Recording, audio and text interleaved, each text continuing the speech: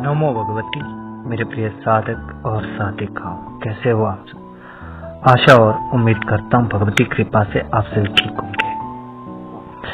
तंत्र प्रकृति से संग्राम करके उसकी शक्तियों पर विजय प्राप्त करता है। इसके लिए असाधारण प्रयत्न करने पड़ते हैं। तांत्रिक रहस्यमय साधना द्वारा प्रकृति के अंतराल में छिपी हुई शक्तियों को प्राप्त करने के लिए साधना का एक आक्रमण करता है। सभी लोग जानते हैं कि प्राचीन काल से ही हमारे देश में तंत्र मंत्र साधना तपस्या इत्यादि मानसिक शक्तियों का हमारे वेदों पुराणों धर्म ग्रंथों में विशेष महत्व रहा है।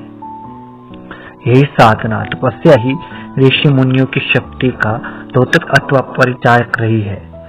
हमारे धर्म ग्रंथों वेदों आदि में विभिन्न शक्तियों देवताओं तक को हिला देने वाली मानवीय ताकतों का विशेष उल्लेख मिलता है, जो कि अपनी साधना के जरिए समस्त ब्रह्मांड तक को कंपित करने की शक्ति अपने भीतर समाहित रखते हैं। हमारे सबसे प्राचीन वेद ऋग्वेद में गायत्री मंत्र का विशेष उल्लेख मिलता है। कहते हैं कि उसका उच्चारण भर करने से इंसान के अनेक कष्ट दूर हो जाते हैं, जो मन को शांति प्रदान करता है। इसलिए इस मंत्र का प्रतिदिन उच्चारण करना चाहिए। कहा भी गया है कि दूसरे के शिष्य के लिए, विशेषकर भक्ति रहित के लिए, यह मंत्र कभी नहीं देना चाहिए। इसकी शिक्षा भक्ति युक्त शिष्य को ही देनी चाहिए, अन्यथा मृत्यु प्राप्त होती है। इस प्रमाण में यह बताया गया है कि तंत्र एक विधान है, उसकी बातें सब लोगों के सामने प्रकट करने योग्य नहीं होती। कारण है कि तांत्रिक साधनाएं बड़ी होती है, वे उतनी ही कठिन है जितना कि समुद्र के तल में घुसकर मोती निकालना। इस प्रकार नट अपनी कला दिखाकर लोगों को मुग्ध कर देता है और प्रशंसा भी प्राप्त करता है, किंतु यदि एक बार चूक जाए तो खैर नहीं। तंत्र प्रकृति से संग्राम करके उसकी शक्तियों पर विजय प्राप्त करता है। इसके लिए असाधारण प्रयत्न करने पड़ते हैं और उनकी असाधारण प्रतिक्रिया होती है। पानी में ढेला फेंकने पर वही पानी जोर से उछाल खाता है और विस्फोट जैसी स्थिति दृष्टिगोचर होती है। तांत्रिक साधक भी एक रहस्यमय साधना द्वारा प्रकृति के अंतराल में छुपी हुई शक्तियों को प्राप्त करने के लिए अपनी साधना का एक आक्रमण करता है। उसकी एक प्रतिक्रिया होती है और उस प्रतिक्रिया से कभी कभी साधक के भी आहत हो जाने का भय रहता है। चंदन के पेड़ों में निकट सांपों का निवास रहता है।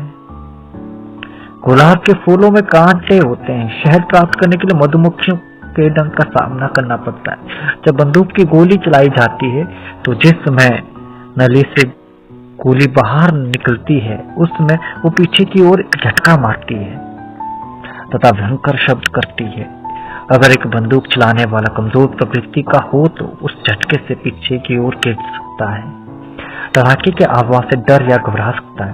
तलवार की धार पर चलने के समान ही तांत्रिक साधना होते हैं। उनके लिए पर्याप्त पुरुषार्थ, साहस, दृढ़ता, निर्भयता व धैर्य होना चाहिए। ऐसे व्यक्ति योग्य अनुभवी गुरु की अध्यक्षता में यदि स्थिर चित्त से श्रद्धापूर्वक साधना करे तो अभिष्ट साधन में सफलता प्राप्त कर सकते हैं। आज से हम तंत्र ज्ञान नामक जो किताब मैंने लिखी है उसके हर एक भाग को अपने YouTube चैनल पर अपलोड करेंगे, जिससे कि आपको तंत्र साधनाओं को समझने में आसानी हो सके और तंत्र का ज्ञान आप सबको प्राप्त हो सके। और आप सब इस किताब को पढ़ना चाहते हैं तो प्रतिलिपि पर आप मेरी इस किताब को पढ़ सकते हैं, जिसमें तंत्र का बहुत सारा ज्ञान आप सबको मैंने लिख कर दिया है। आशा और उम्मीद करता हूँ आप सबको मेरे द्वारा प्रयास बेहद ही पसंद आएगा। पसंद आया हो तो आप हमारे चैनल को लाइक, कमेंट और शेयर जरूर करें।